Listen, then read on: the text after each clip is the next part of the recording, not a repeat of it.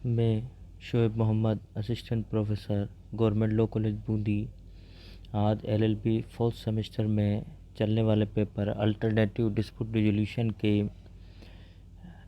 जो arbitration and कॉन्सुलेशन act है उसके अंदर आर्बिट्रेशन क्या होता है, कॉन्सुलेशन क्या होता है, माध्यस्थम क्या होता है, सुलह क्या होता है और इन दोनों के बीच में क्या अंतर है, इसके बारे में चर्चा करेंगे।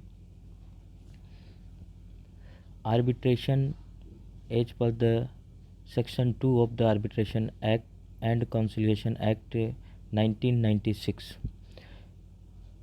इसमें ये कहा गया है कि arbitration means any arbitration whether or not administered by permanent arbitration institution, यानी कि ऐसा कोई आर्बिट्रेटर जिसकी नियुक्ति आर्बिट्रेशन इंस्टीट्यूशन ने की हो या नहीं की हो, या उसको दो पक्षकारों के द्वारा उसकी नियुक्ति अपने एग्रीमेंट के द्वारा उसकी नियुक्ति उन्होंने की, हमारे बीच में कोई विवाद होगा तो उसको सुलझाने के लिए, विवाद को सॉल्व करने के लिए हम एक आर्बिट्रेटर को नियुक्त करते हैं। तो ज़रूरी नहीं है कि वो एक आर्बिट्रेटर है, वो स्वतंत्र भी हो सकता है या फिर आर्बिट्रेशन इंस्टीट्यूशन के द्वारा उसका अपॉइंटमेंट भी किया जा सकता है। अगर हम सिंपल भाषा में बात करें, in simple words, arbitration means by which the parties to a dispute get the matter settled through the intervention of an agreed third person, यानी आर्बिट्रेशन जो माध्यस्थम है वो एक प्रकार की ऐसी प्रक्रिया है जिसके अंतर्गत पक्षकार अपने स्वयं के द्वारा चुने गए किसी मध्यस्थ को नियुक्त करते हैं या किसी अन्य व्यक्ति को मध्यस्थ के रूप में नियुक्त कर देते हैं एग्रीमेंट करार के द्वारा कि हम दोनों के बीच में अगर कोई विवाद उत्पन्न होता है तो उस विवाद का जो निपटान है वो उस मध्यस्थ के द्वारा किया जाएगा और उस मध्यस्थ के द्वारा जो निर्णय दिया जाएगा उस विवाद के ऊपर वो उन दोनों पर बाध्यकारी होगा, लागू होगा। यानी कि इस मध्यस्थ की जो नियुक्ति है वो एक प्रकार से विवादों को सुलझाने का एक आसान तरीका है। वो कम खर्चीली पद्धति के द्वारा, और समय का भी इसमें बचत होती है, कम समय लगता है और जो पैसा होता है वो भी इसके अंदर कम खर्च होता है, क्योंकि किसी विवाद पे सामान्य तरीका होता है कि किसी विवाद का जो सुलझाया जाता है वो माननीय न्यायालय के द्वारा सुलझाया जाता है। लेकिन मध्यस्थम एक ऐसी प्रक्रिया है जिसके अंतर्गत स्वयं के द्वारा चुने गए व्यक्ति ही मध्यस्थ की भूमिका निभाते हैं और उन मध्यस्थ के द्वारा किसी प्रकार का कोई दोनों के बीच में कोई विवाद उत्पन्न होता है, कोई उन दोनों के बीच में अनबन की स्थिति उत्पन्न होती है, तो वो अपने विवाद को स्वयं की सहमति से नियुक्त मध्यस्थ को सौंप देते हैं, या एक मध्यस्थ हो सकता है या मध्यस्थों की संख्या ज़्यादा भी हो सकती है, जो मध्यस्थम कार्रवाई के अंतर्गत दोनों पक्षकारों की दलीलें सुनने के पश्चात मामले में अपना अंतिम निर्णय सुनाते हैं, जिसे पंचाट निर्णय कहा जाता है, अवार्ड कहा जाता है। इस प्रकार मध्यस्थम अधिकरण का कार्य पूर्णतः न्यायिक स्वरूप न होकर अर्ध न्यायिक स्वरूप होता है। मध्यस्थम जो होता है वो पूर्णतः न्यायिक नहीं है, ये अर्ध न्यायिक सेमी या क्वासी जुडिशियल प्रोसेस होती है। जबकि किसी भी विवाद को जब न्यायालय में उसको एप्लीकेशन लगाई जाती है तो उसका सॉल्यूशन करने के लिए वो एक जुडिशियल प्रोसीजर होती है जिसके अंदर एक प्रोसीजरल लॉ, एविडेंस एक्ट, वो सब लागू होते हैं। लेकिन यहाँ पे मध्यस्थम के द्वारा जो सुलझाया जाता है किसी विवाद को, तो वहाँ पर एक ये क्वासी जुडिशियल प्रोसेस है, ये पूर्णतः न्यायिक नहीं होती। जो न्यायिक प्रक्रिया की जो औपचारिकताएं होती है, जो प्रोसीजर होते हैं, वो यहाँ पर पूर्ण रूप से फॉलो नहीं किए जाते। इसके बाद जो अगला आता है वो कॉन्सिलिएशन है, सुलह है।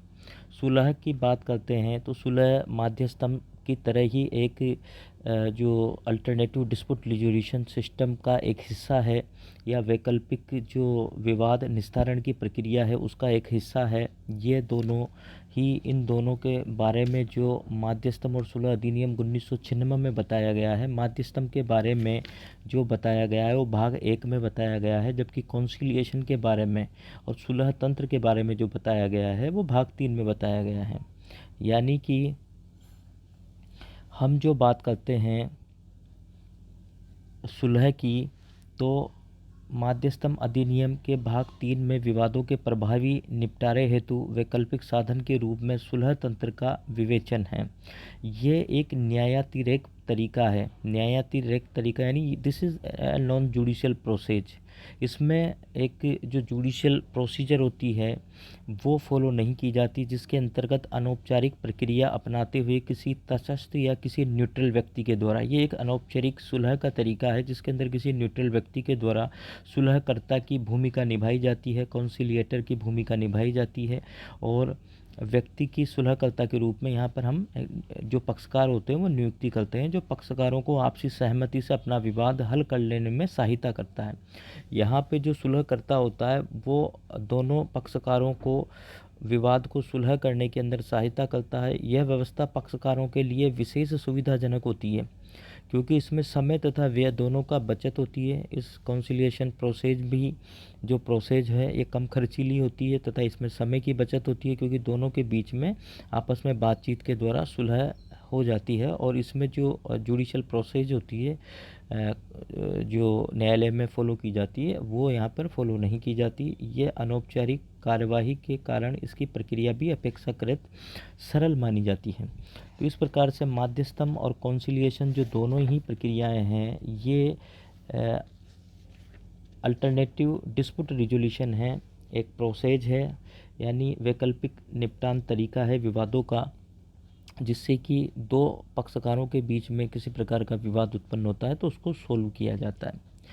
आगे हम बात करेंगे difference between conciliation and arbitration. तो इससे पहले हम बात करते हैं, जैसा कि हमने कहा कि कॉन्सिलिएशन और जो आर्बिट्रेशन है दोनों वैकल्पिक तरीके हैं। तो यहाँ पे हम माध्यस्थम की चर्चा हम इससे पहले की जो वीडियो था उसमें कर चुके हैं। यहाँ पे हम बात करते हैं सुलह की। सुलह को थोड़ा और समझते हैं हम। यहाँ पे बात करते हैं तो विधि की दृष्टि से सुलह से आशय है कि किसी तृतीय तटस्थ पक्षकार या न्यूट्रल पक्षकार की सहायता से वैकल्पिक विवाद निपटाया जाए। इसमें सुलह कराने वाला व्यक्ति जिसे सुलहकर्ता कहा जाता है पक्षकार से विवाद के सभी तथ्यों तथा मुद्दों के बारे में सविस्तार जानकारी प्राप्त करके उसका ऐसा समाधान तैयार करता है जो उसके विचार से विवाद के दोनों पक्षकारों को सहज ही स्वीकार्य हो। इसमें जो सुलहकर्ता की जो भूमिका होती है वो दोनों से पक्षकारों से अपने अपने अपने पक्ष या उस जो विवाद के बारे में जानकारी प्राप्त करता है तथा उन दोनों का समाधान का हल निकालता है और इस प्रकार से एक फॉर्मूला तैयार करता है, एक समाधान निकालता है जिससे कि दोनों के बीच में पक्षकारों का जो है दोनों को सहज ही स्वीकार्य हो और उसका उस विवाद का यहाँ पे हल निकल जाए। सुलह तंत्र सामान्यतः एक ऐच्छिक प्रक्रिया होने के कारण इसके पक्षकारों से की गई सुलह वार्ता पक्षकारों पर बाध्यकारी नहीं होती क्योंकि ये एक पूर्ण रूप से वॉलंटरी प्रोसेस है जब तक कि किसी पक्षकार इस हेतु अन्यथा सहमत नहीं हो। जब तक कि पक्षकार अन्यथा सहमत नहीं हो इसमें जो ये प्रोसेस अपनाई जाती है सुलह के द्वारा, और जो सुलह के द्वारा जो विवादों का निपटान होता है वो बाध्यकारी नहीं होती पक्षकारों पर, जबकि पक्षकार इस हेतु अन्यथा उन्होंने सहमति प्रदान नहीं की गई है। जो सुलह होता है वो वैकल्पिक विवाद निपटान का एक सुगम एवं सरल तरीका है जिसके अंतर्गत क्या होता है पक्षकारों के विवाद न्यायालय का सहारा लिए बगैर आपसी सहमति से सुलहकर्ता के द्वारा निपटाए जाते हैं। माध्यस्थम एवं सुलह अधिनियम जो 1996 में है उसके अंदर सुलह के प्रमुख लक्षण कुछ दिए गए हैं। जो सुलह के जो कुछ मुख्य लक्षण हैं वो इस प्रकार है। यह प्रक्रिया विपक्षी नहीं है क्योंकि इसमें वादी या प्रतिवादी नहीं होते हैं जैसा कि विपक्षी न्याय प्रक्रिया में होता है। जो न्याय प्रक्रिया होती है जैसे हम न्यायालय में किसी विवाद को एक पक्षकार एप्लीकेशन लगाता है तो जो पक्षकार एप्लीकेशन लगाता है अपने हितों की रक्षा के लिए विवाद को सुलझाने के लिए वो वादी होता है और जो जिसके अगेंस्ट में लगाता है वो प्रतिवादी होता है या विपक्षी पार्टी होती है। लेकिन यहाँ पर इस प्रकार का कोई कंसेप्ट नहीं होता, यहाँ पे वादी प्रतिवादी नहीं होते हैं सुलह की प्रक्रिया के अंदर।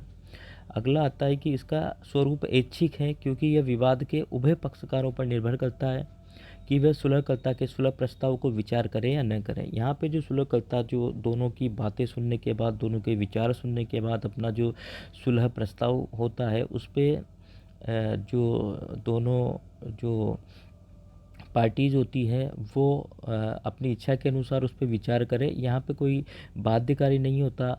ये विवाद उभय पक्षकार पर निर्भर करता है। जो उभय पक्षकार जो होता है, न्यूट्रल जो सुलहकर्ता होता है, वो अपना एक फार्मूला बनाता है। तो वो फार्मूला बना के उन दोनों के सामने पेश करता है। अब दोनों पक्षकार उस पर विचार करें और या नहीं करें, जो पार्टी जो होती है जिनके बीच में विवाद होता है, ये उनके ऊपर निर्भर करता है। सुलहकर्ता को सुलह प्रक्रिया स्वयं निर्धारित करने की छूट रहती है, इसलिए यह व्यवस्था अपेक्षाकृत नम्य या लचीली होती है। जैसा कि पहले भी बताया गया है कि ये जो प्रोसेस होती है, यहाँ पे जुडिशल प्रोसीजर को फॉलो नहीं किया जाता। ये प्रोसेस सुलहकर्ता के ऊपर निर्भर करती है कि किस प्रकार से दोनों की बातें सुनने के बाद एक फार्मूला तैयार करता है या दोनों को सुलह के लिए राजी करता है। इसके आगे है कि सुलह के अंतर्गत सर्वप्रथम पक्षकारों के बीच विवाद या मतभेद के कारणों को चिन्हित किया जाता है कि दोनों जो पक्षकार हैं उनके ऊपर विवाद किस प्रकार से हैं, या दोनों जो पार्टीज हैं उनके बारे में किन किन बिंदुओं पर विवाद हैं। और तत्पश्चात सुलहकर्ता जो कॉन्सिलिएटर जो होता है वो पक्षकारों के हितों का संरक्षण करते हुए, कि ताकि दोनों के हितों का संरक्षण हो जाए और विवाद के अंदर किसी प्रकार का मतभेद नहीं हो, और उस विवाद को हल करने का प्रयास करता है। यह प्रक्रिया बहुत अनौपचारिक या लचीली होने के कारण पक्षकार इसके लिए सहजता से स्वीकृति दे देते हैं, क्योंकि इसके अंदर ऐसा नहीं है कि इस प्रक्रिया को पूर्ण होने में काफ़ी समय लगेगा या काफ़ी खर्चीली प्रोसेस होगी। ये काफ़ी कम खर्चीली व अनौपचारिक प्रोसेस है। इसमें समय का भी बचत होती है, वो ये कम खर्चीली प्रक्रिया है। सुलह तथा पक्षकारों के बीच हुए समझौते को माध्यस्थम पंचाट के समान मान्यता प्राप्त होती है।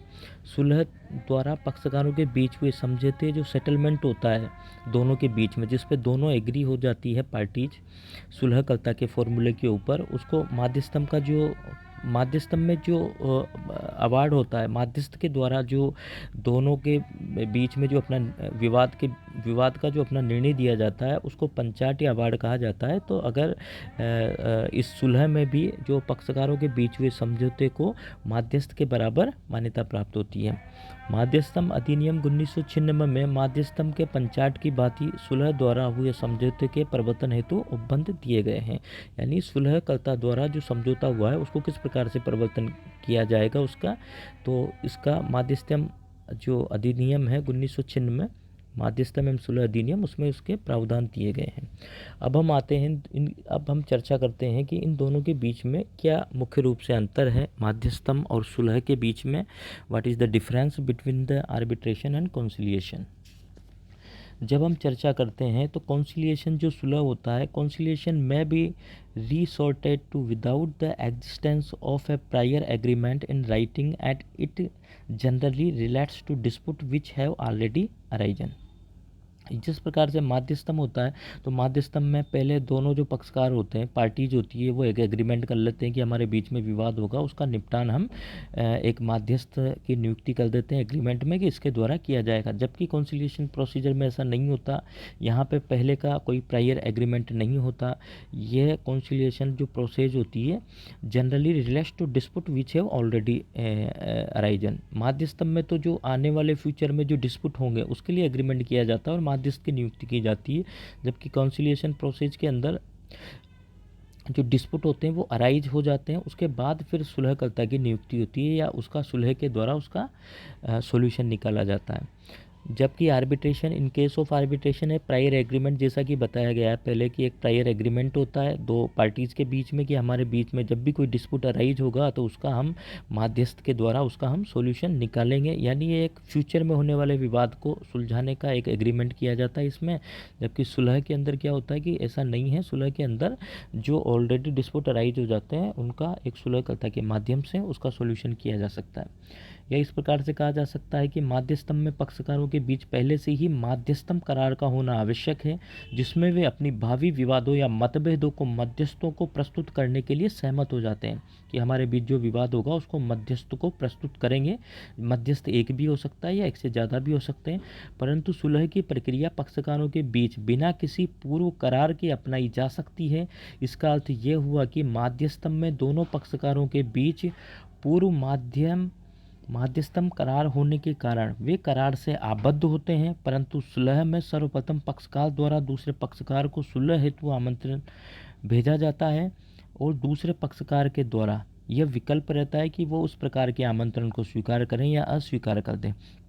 तो इस प्रकार से ये विभेद है सुलह में और माध्यस्थम प्रक्रिया के अंदर, ये पहला विभेद है।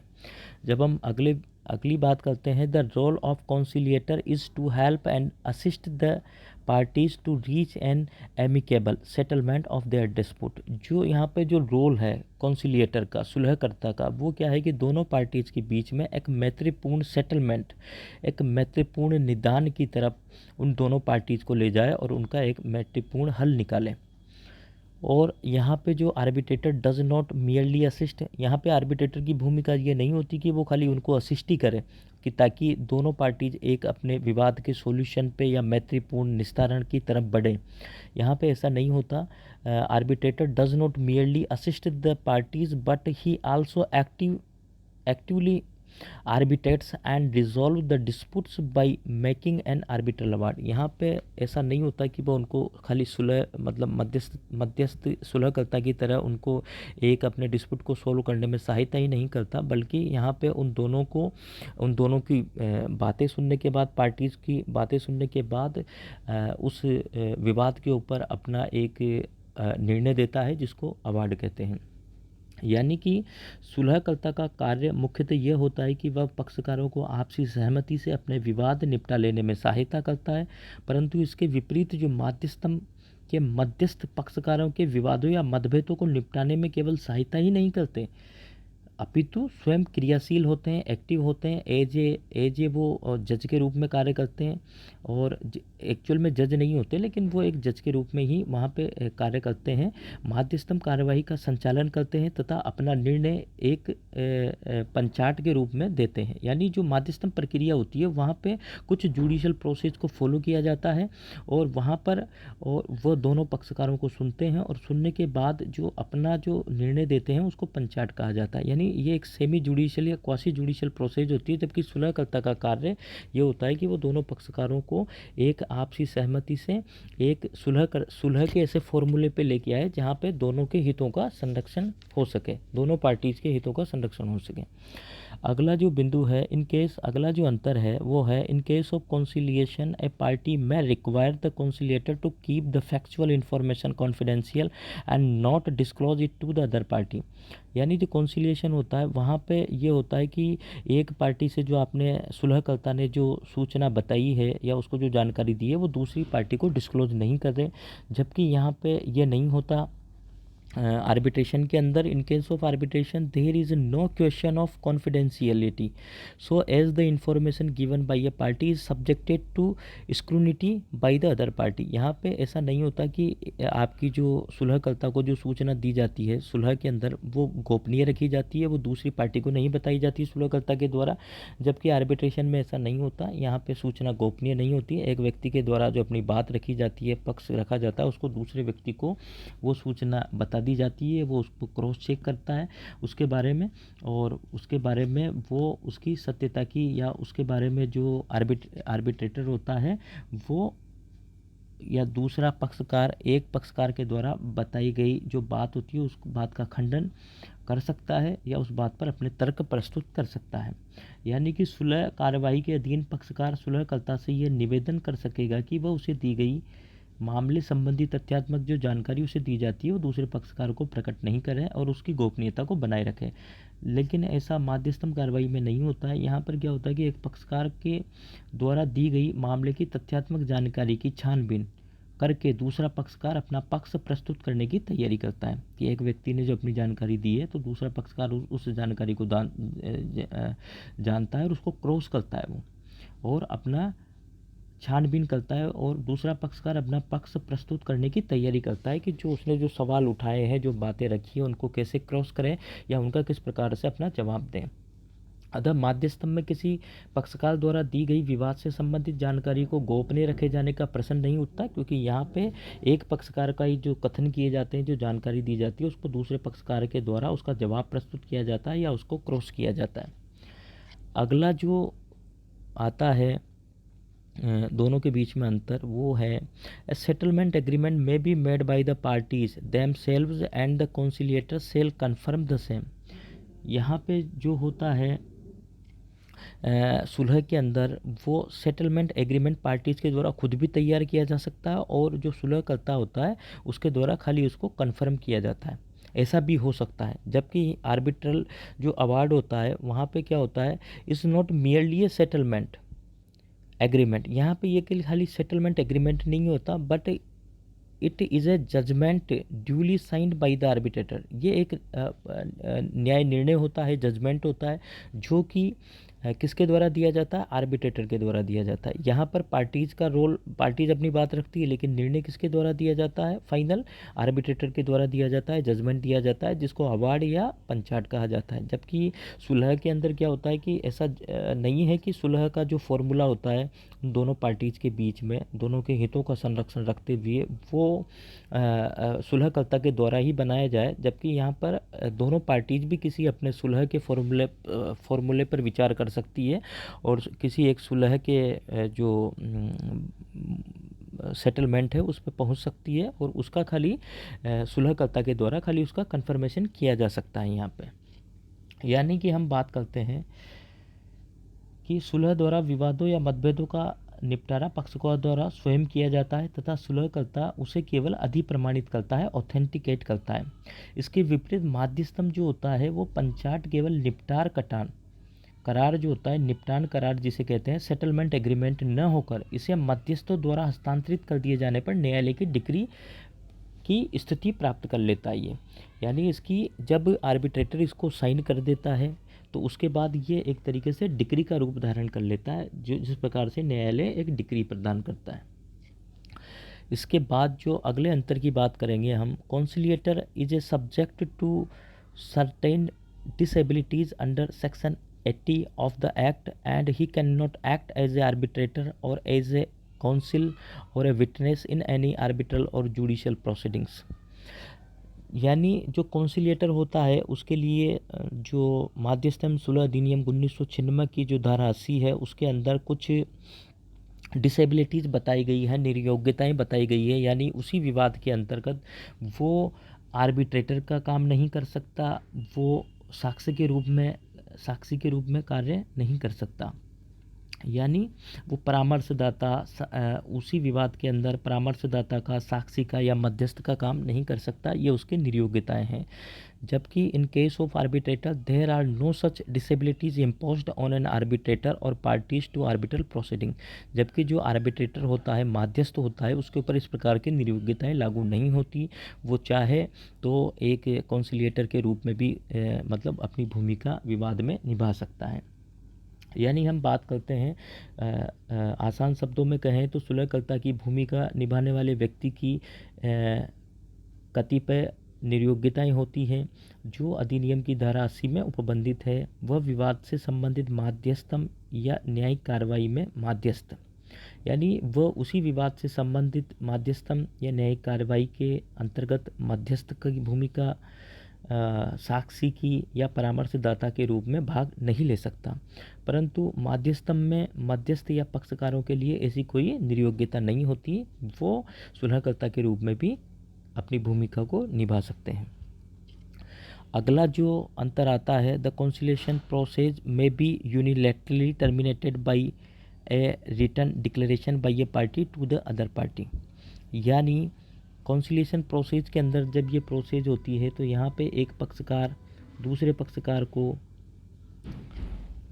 Unilaterally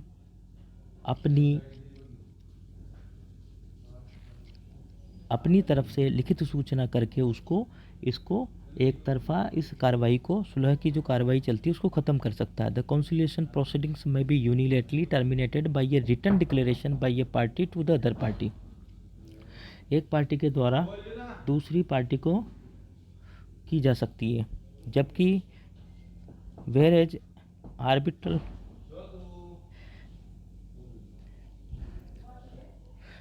arbitration proceeding can not be so. इस प्रकार से आर्बिट्रेशन की जो प्रोसीडिंग्स होती है वो इस प्रकार से एक पार्टी के द्वारा दूसरी पार्टी को सूचना देके ख़त्म नहीं की जा सकती।